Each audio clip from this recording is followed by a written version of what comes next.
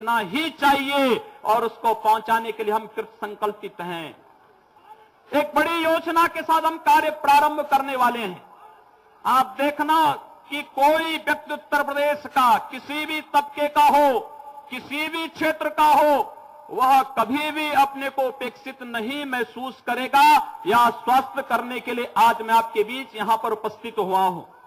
बंधुओं, मैं बहुत दिनों से आपके बीच में यहां पर कार्य कर रहा हूं। हो सकता है कि गोरखपुर और आसपास के क्षेत्र में मेरी उतनी उपस्थिति नहीं हो पाएगी, लेकिन मैं आपको कहना चाहता हूं कि विकास का जो राह माननीय प्रधानमंत्री जी ने गोरखपुर और पूर्वी उत्तर प्रदेश को दिखाया है, वह राह आप देखना एक वास्तविकता में बदलता हुआ दिखाई देगा। यहां की चीनी मिलों के जीर्णोद्धार के लिए, इन आंगनबाड़ी कार्यकर्तियों की समस्याओं के समाधान के लिए, बीएड और टीईटी प्रशिक्षुओं के समस्याओं के समाधान करने के लिए, इन बेरोजगार नौजवान जो अब तक उत्तर प्रदेश से पलायन करता था, इनके पलायन को रोकने के लिए, गांव, गरीब, किसान और नौजवान के लिए हम लोग बड़ी मजबूती के साथ दिन रात एक करके पूरी तत्परता के साथ कार्य करने के लिए संकल्पित हैं। मुझे आपको ये बताते हुए प्रसन्नता है कि सरकार निरंतर कार्य कर रही है।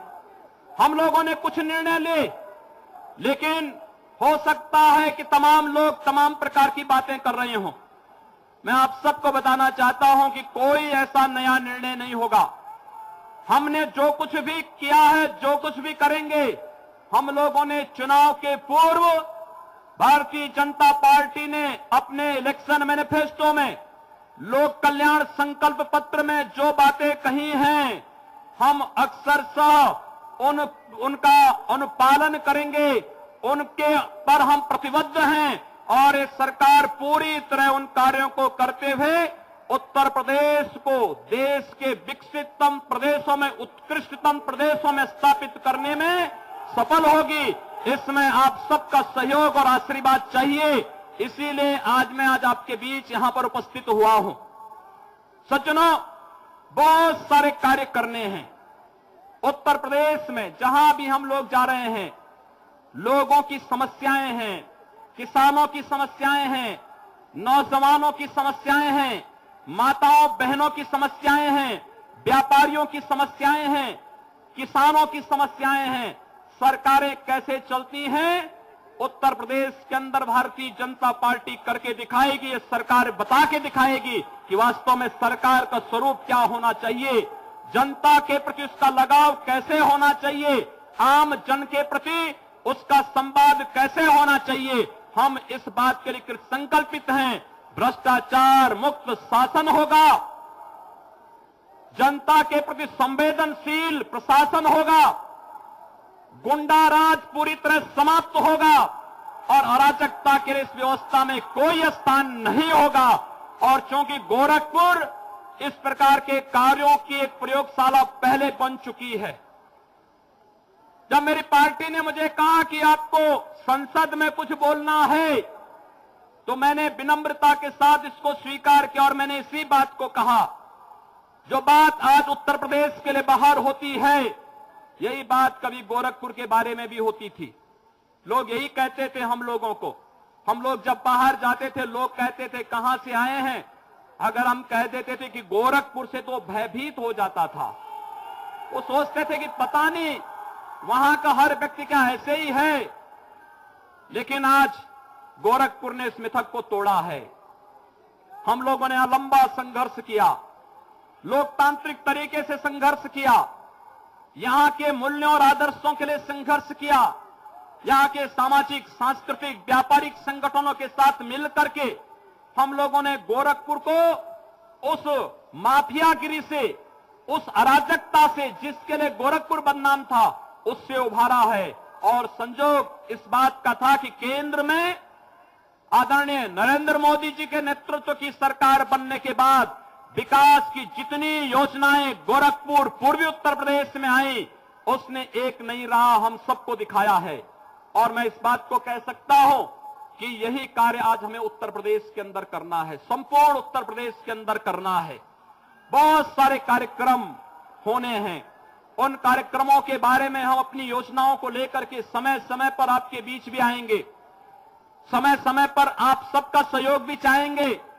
आप सबसे मेरा यही अनुरोध होगा, आप कानून के इस राज को स्थापित करने में, भ्रष्टाचार रहित शासन देने में, उत्तर प्रदेश में प्रत्येक नागरिक को सुरक्षा की गारंटी हो, न्याय की गारंटी हो, इस कार्य को मजबूती से स्थापित करने में आप सबके सहयोग और आप सबका आशीर्वाद हम लोग चाहेंगे।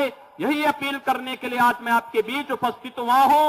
और सचमुच मैं इसका अधिकारी नहीं कि आप मेरा नागरिक अभिनंदन करें। मैं तो आपके बीच का हूं, आपके बीच में सड़कों पर रह करके आंदोलन किया हूं। प्रधानमंत्री जी ने और माननीय राष्ट्रीय अध्यक्ष जी ने एक अवसर दिया कि मैं उत्तर प्रदेश में जाकर के अब केवल गोरखपुर की नहीं, केवल पूर्वी उत्तर प्रदेश में सीमित न रह करके उत्तर प्रदेश की इस 22 करोड़ जनता की सेवा मैं करूं और उत्तर प्रदेश को इस अराजकता से मुक्त करने के लिए जो टीम बनी है उसका नेतृत्व करूं। तो मुझे लगता है कि जहां मेरे सामने अपने आदरणीय प्रधानमंत्री जी का आदर्श सामने है, जहां संगठन के रूप में आदरणीय अमित शाह जी का आदर्श हम सबके सामने है, आप जैसे कोटि कोटि कार्यकर्ताओं का सहयोग और आप सबका सानिध्य मेरी सबसे बड़ी ताकत है, जो सम और विषम परिस्थितियों में मेरे साथ हमेशा खड़े होकर के सड़कों पर आंदोलन करने, जन समस्याओं के समाधान करने में सदैव खड़ी रही है, वो मेरी सबसे बड़ी ताकत रही है।